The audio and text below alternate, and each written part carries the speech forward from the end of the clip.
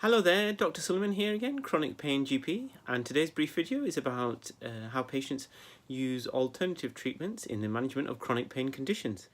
Almost every time that I teach on the local pain management program, I get asked about complementary or alternative treatments, and it's fair to say that I would say the majority of chronic pain patients have tried alternative or complementary treatments over the course of the last few years. Now, there are lots of complementary and alternative treatments out there.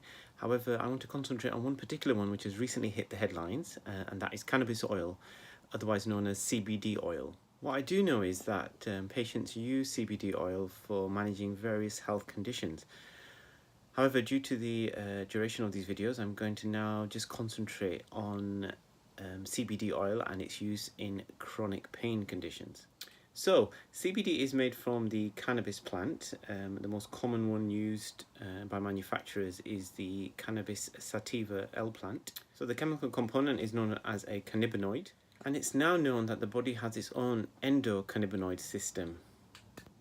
Now, another part of the cannabis isolating technique involves a chemical which is another cannabinoid called tetrahydrocannabinol, or THC for short. This is thought to be the psychoactive component of cannabis and what gives those recreational users a high.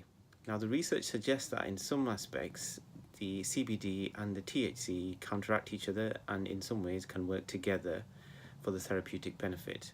Now, the body's own endocannabinoid system has two main receptors known as CBR1 and CBR2, and these can be activated both by the CBD oil and the THC component.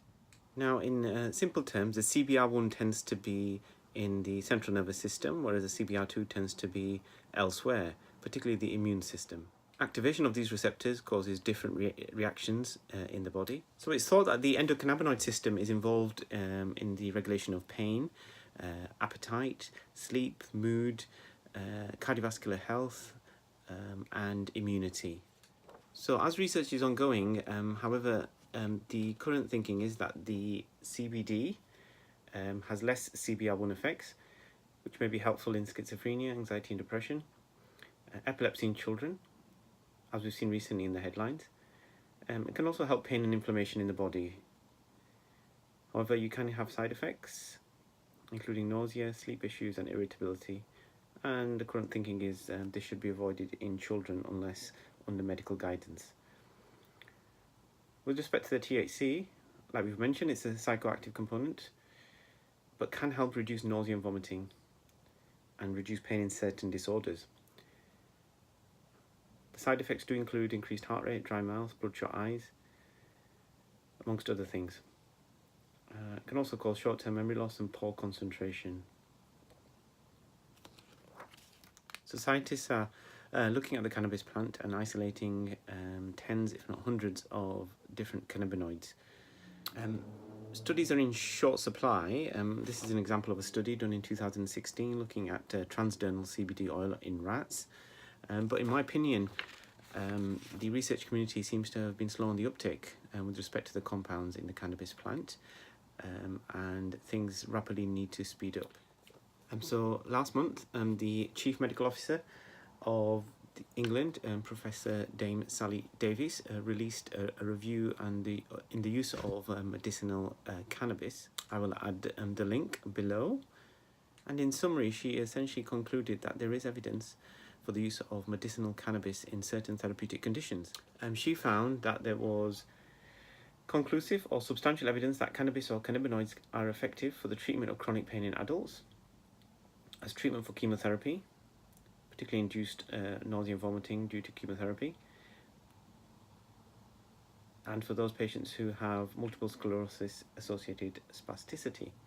And there is already a medication called Sativex, but it's quite hard to come by. There is moderate evidence for short-term outcomes in individuals with sleep disturbance, particularly those associated with sleep apnea, fibromyalgia, chronic pain and multiple sclerosis.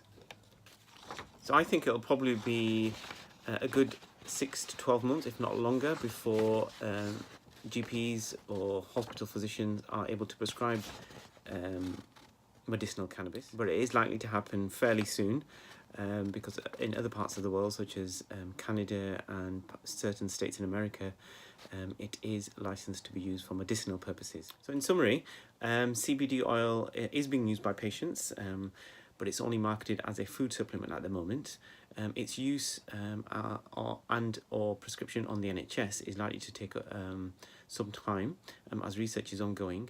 I would encourage all patients who are using CBD oil or recreational cannabis to discuss this with their healthcare professional, because it could be issues with respect to interactions with other medications and dependence. So after reviewing the evidence with respect to the use of CBD oil and or medicinal cannabis, my conclusion is that it is likely to be useful, particularly for pain conditions. However, because research is ongoing and there is limited research, I'm struggling to give it a complete thumbs up at the moment. However, that may change in the coming few months, and please stay tuned, and I may be able to update with further videos with respect to CBD and cannabis. So I hope that proved useful. Please don't forget to subscribe, like the page, leave any feedback down below or any questions or comments, and I'll try my best to answer them as soon as possible. And once again, thank you for your time.